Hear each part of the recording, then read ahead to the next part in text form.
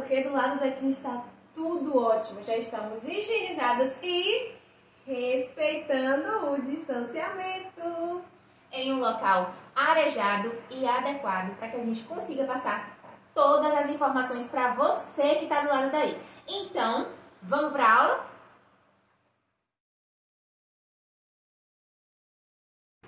Que maravilha! Chegou a hora do gênero. Então, vamos relembrar um pouquinho a nossa última trilha, onde a tia Júlia explicou para vocês sobre o texto teatral. Que galera, vocês já sabem o que caracteriza esse texto, tenho certeza. Você lembra do lado daí o que caracteriza esse texto para que ele seja considerado um texto teatral? Bem, antes de mais nada, eu vou trazer uma curiosidade para vocês. Quando a gente fala, gente, em teatro, a gente lembra logo do quê? Daquelas peças teatrais e daqueles monumentos teatrais da Grécia. A gente lembra logo da Grécia, não é verdade? Que foi onde surgiu o teatro. E o teatro vem do verbo teatron, que significa o lugar de ver. O verbo grego theomai, que é um olhar com atenção, é você perceber, é você contemplar algo. Então, para que esse texto seja considerado um texto teatral, é necessário que se tenha um público. Se não tiver público, ele é apenas um ensaio da peça teatral. Então, pessoal, o que caracteriza esse texto são a organização dos personagens, o título, as rubricas, as falas dos personagens. Tá joia? Então, na trilha passada, a gente conheceu junto o que é esse texto e vamos dar uma olhadinha na tela para a gente relembrar alguns detalhes? Para que uma história possa ser encenada no teatro, ela precisa ser transformada em roteiro, ou seja, em um texto com uma estrutura pronta para ser usada pelos atores sob a orientação de um diretor. Comumente há rubricas, que são as orientações sobre a montagem da cena, sobre o figurino e todas as outras situações que devem ocorrer durante a peça. Então, pessoal, você do lado daí, lembra de alguma peça teatral que você assistiu na escola, ou mesmo no nosso Teatro Candinha Dória, ou no Centro de Cultura Donias Filho? Você conseguiu compreender e fazer uma associação entre o que há por trás das cortinas, que é o texto e o ensaio, e o que está sendo apresentado naquele momento para a gente? Conseguiu entender a narrativa? O início, o meio, o fim da história, através das falas dos personagens? Essa é a função do texto teatral, além de nos divertir muito e de ser um tipo de cultura essencial para o ser humano. Então, galera, o texto teatral nada mais é do que um texto escrito para que ele possa se transformar em uma peça de teatro. E ele é feito exclusivamente para ser encenado. Se não for um texto para ser encenado, ele não vai ter o nome dos personagens com as falas, não vai ter as rubricas, não vai ter o título, não vai ter as observações das vestimentas, das maquilagens, e assim não vai poder ser considerado um texto teatral. Além disso, ele é escrito especificamente por meio dessas falas desses personagens. Então, é por meio dessas falas que a gente sabe o que está acontecendo na história. Também aparecem no texto indicações de como esses atores devem se comportar, devem se importar diante daquela cena. No que ele vai fazer, a quem ele vai se direcionar, ele vai sentar, ele vai levantar, ele vai buscar algum objeto. Toda a estruturação de como a peça vai ser montada está escrita em detalhes nesse texto. Por isso que muitos chamam também de roteiro de texto teatral. Na trilha passada, a gente leu junto um pedacinho de um texto teatral disponível no nosso material didático. E, com certeza, eu acredito que você tenha curtido muito. Vamos continuar analisando? Vamos continuar analisando sim, junto com a tia Radassa, com a hora da gramática. E agora, a melhor hora, a hora que a gente se coloca como produtor de textos e não pode fugir daquelas duvidazinhas básicas de língua portuguesa, mas que a gente já utiliza com muita intuição e com muita liberdade, né? Então vamos formalizar alguns conhecimentos da nossa língua para no momento da nossa produção, seja quando nós construímos textos orais, ou seja quando formos produzir a escrita do nosso texto, a gente tenha segurança. E hoje a gente vai conferir como são produzidos os títulos das peças, né? Dos cartazes de peças.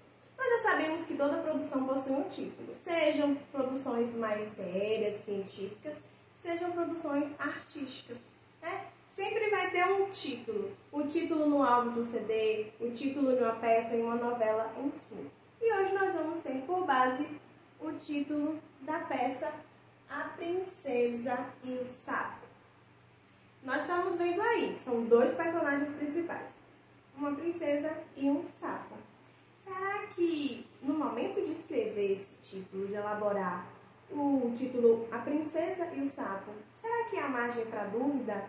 Será que a pessoa que produziu tinha total certeza da escrita? Já tinha visto esse conhecimento? Pois bem, hoje nós vamos focar nas terminações ESA com S e com Z. Nós já construímos o conhecimento de que a letra S ela pode ter sons diferentes a depender da posição na palavra. Já sabemos que quando ela está no início ou no final da palavra, ela possui o som de S. Quando ela está posicionada entre duas vogais, ela possui o som de Z, mesmo que essas vogais não façam parte da mesma sílaba, tá? Só que nós temos o ESA escrito com S e o ESA escrito com Z, ou seja, uma mesma forma de falar e duas formas de representar a nossa escrita. Então, quando é que nós vamos utilizar o ESA com S? Geralmente, nós utilizamos nos adjetivos pátrios, que são aquelas palavras que indicam a origem da pessoa, de onde ela é ou onde ela mora, tá? Quando a gente fala, você mora em que país? Eu moro no Brasil, então automaticamente eu sou brasileiro ou brasileira. Mas e quem mora na França? Francês ou francesa. Então, alguns femininos dos adjetivos pátrios vão terminar com ESA, escrito com S, tá? Temos também outras ocasiões. Os títulos, se alguém tiver em uma organização social em que existam títulos específicos, né? De príncipe, de princesa, que não é o caso do nosso país. E temos alguns nomes próprios também. Vamos observar os exemplos. Temos a palavra portuguesa, né? Que pode ser uma nacionalidade ou pode ser a explicitação de uma língua. Né? Nós temos a língua portuguesa, temos a língua francesa. Beleza? Temos o marquês, que é um título social. Automaticamente, se eu tenho um marquês, eu teria a marquesa. E o nome, por exemplo, Inês. Tá? No caso de nomes, não vai entrar numa regra de masculino e de feminino, como nós vimos nos adjetivos pátrios e nos títulos sociais, tá? E quando é que a gente vai usar o Z em si? Quando a palavra que for criada, né? Porque nós temos uma palavra original e podemos criar outra. Quando nós criamos palavras que não possuem o Z ou não possuem também o S, a gente acrescenta o Z, tá? Por exemplo, a palavra belo, ela origina a palavra beleza, né? Todo mundo que é belo, né, uma qualidade, um adjetivo, ele tem a característica, né? Tem uma condição específica de beleza. Quem é puro é porque tem pureza. E nesse caso, beleza e pureza são substantivos, tá? Porque estão indicando uma condição abstrata, tá? Uma qualidade abstrata, certo? A beleza e a pureza são coisas que a gente vê, mas que a gente não consegue pegar, tá? são substantivos abstratos, que dão nome de sentimentos, ou de coisas que a gente olha e identifica, mas a gente não pode pegar, certo? Ninguém poderia pegar beleza e colocar em si, certo? Embriagado, não é? É um adjetivo também. E ele gera uma outra condição, a condição de embriaguez, tá? Quando a pessoa está lá, ó, bebendo, ele está embriaguez. Então, quando a gente tem substantivo abstrato gerado por adjetivo, quando a gente tem o nome da coisa que tem a ver com a qualidade de uma pessoa, de um objeto, ele vai ser escrito com Z. Além dessa regra, a gente lembra, se eu estou gerando uma palavra que não apresenta o S nem o Z, eu vou utilizar o Z, tá? Se a terminação for ESA, ok? Se for adjetivo pátrio ou tiver já escrito esse, a gente vai utilizar o ESA com S, beleza? Além disso, nós temos as terminações verbais também. Nós sabemos que há tanto a chance de uma letra possuir sons diferentes, a gente tem também a pronúncia igual, mas o registro escrito de forma diferente. Já vimos o ESA escrito com S e com Z, e agora nós vamos ver o ISAR escrito com S e escrito com Z. E quando é que a gente vai saber se é escrito com S ou se é escrito com Z? Bom, quando a palavra primitiva for escrita com S, nós vamos mantê-lo. A palavra aviso. Se eu quiser dizer algo, levar uma informação para alguém de forma curta, por exemplo, aqueles avisos que são enviados, por exemplo, para os nossos pais, pela escola.